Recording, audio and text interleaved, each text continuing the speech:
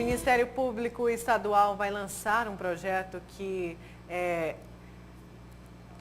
me perdi aqui, um projeto sobre valoração de dano ambiental. O projeto prevê a realização de audiências públicas para levantamento e discussões dos principais problemas ambientais vividos por 3 grandes áreas úmidas do estado: Pantanal, o Araguaia e o Guaporé.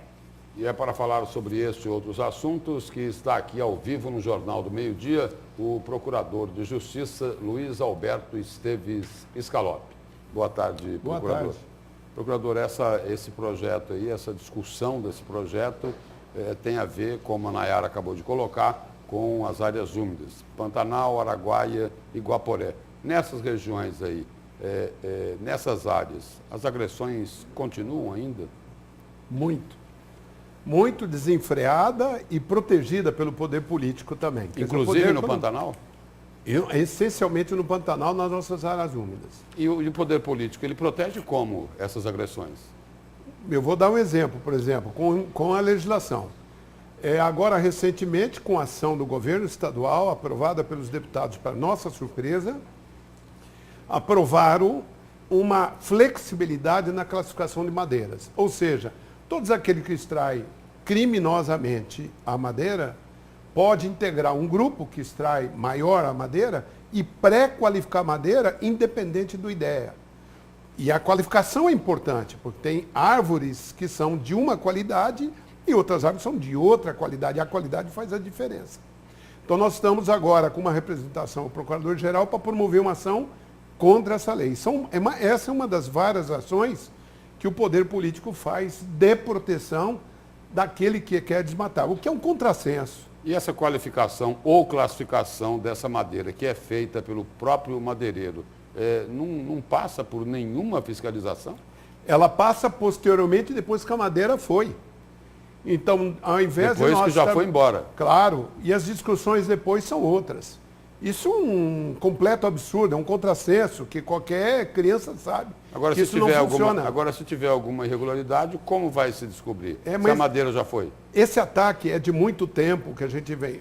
Por exemplo, nós tivemos de entrar o Ministério Público, o mandado de segurança, para obrigar o governo estadual a retirar madeireiros do Distrito Industrial para pôr a sede do INDEA lá. Olha, para ter uma ideia, quem ocupava a sede do INDEA eram grupos madeireiros. E assim são uma porção delas. Uma das agressões que mais estão acontecendo é nas chamadas áreas úmidas. A população de Mato Grosso não sabe que nós temos, além do Pantanal, nós temos um lugar fantástico aqui, a região do Guaporé. E a outra no Vale Esquecido, no Araguaia, chamado de Varjão, nós chamamos os 3 pantanais de Mato Grosso. Esses 3 pantanais de Mato Grosso são áreas úmidas relevantes para a fauna, para a flora e justamente para a nossa própria proteção, a ação de proteção das águas. Então o Ministério Público esse ano, a Procuradoria de Justiça especializada, vai fazer 2 ações fundamentais. Uma de articulação com a cidade e sua proteção e outra de defesa da água.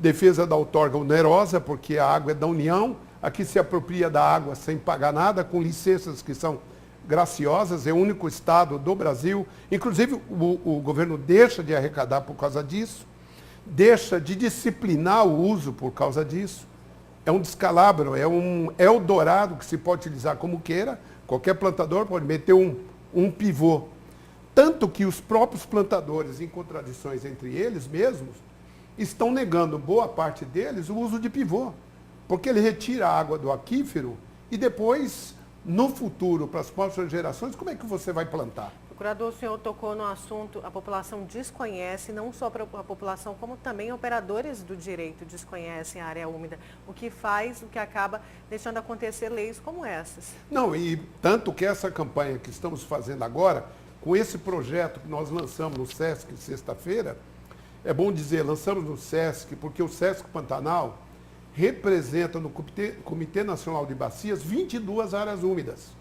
Então nós estamos juntos fazendo esse lançamento desse projeto. Esse projeto fará uma grande audiência pública na região do Guaporé, uma grande audiência pública na região do Araguaia e uma grande audiência pública e depois fecharemos em Cuiabá.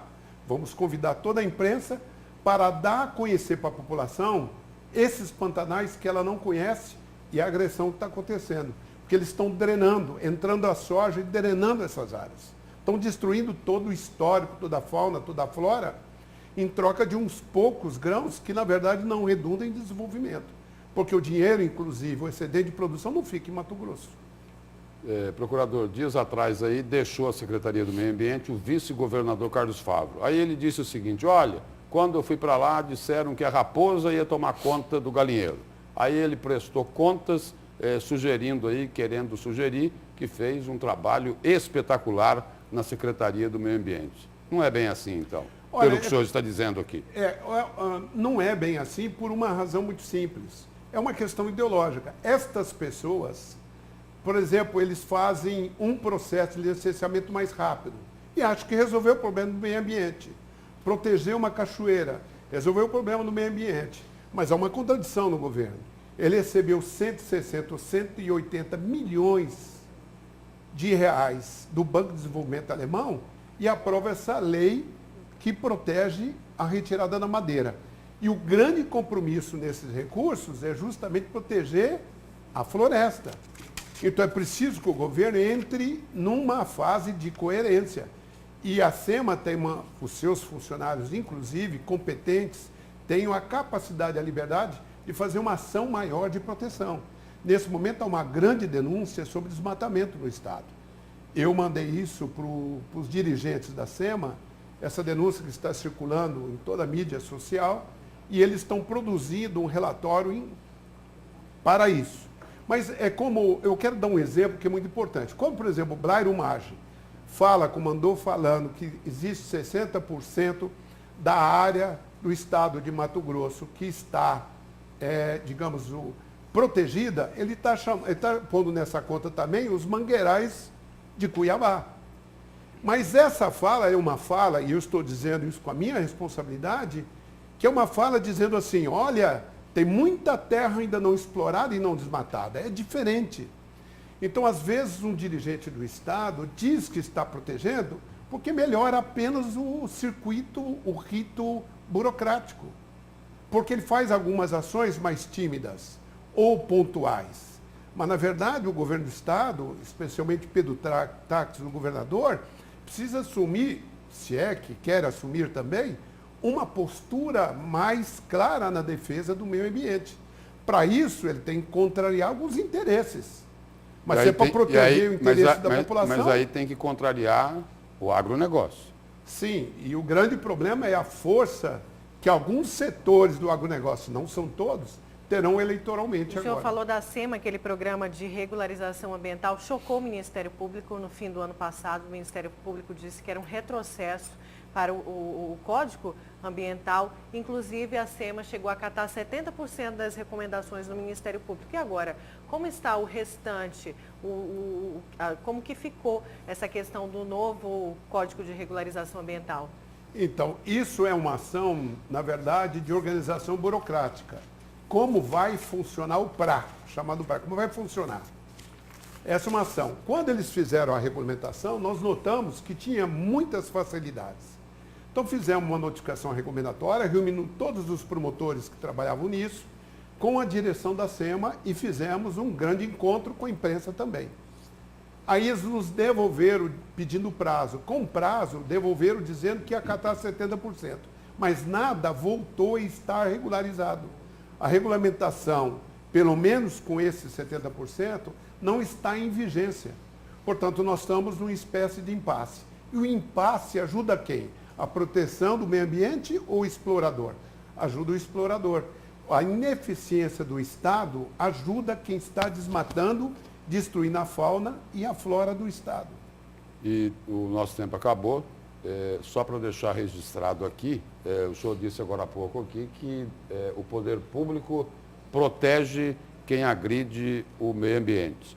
E a informação é a seguinte, dos 513 deputados, 249 tiveram suas campanhas financiadas por empresas e pessoas que desmataram e queimaram florestas. Isso ajuda a explicar esse quadro. Explicar isso e as nossas dificuldades que nós estamos tendo do Ministério Público para ter um diálogo e um avanço.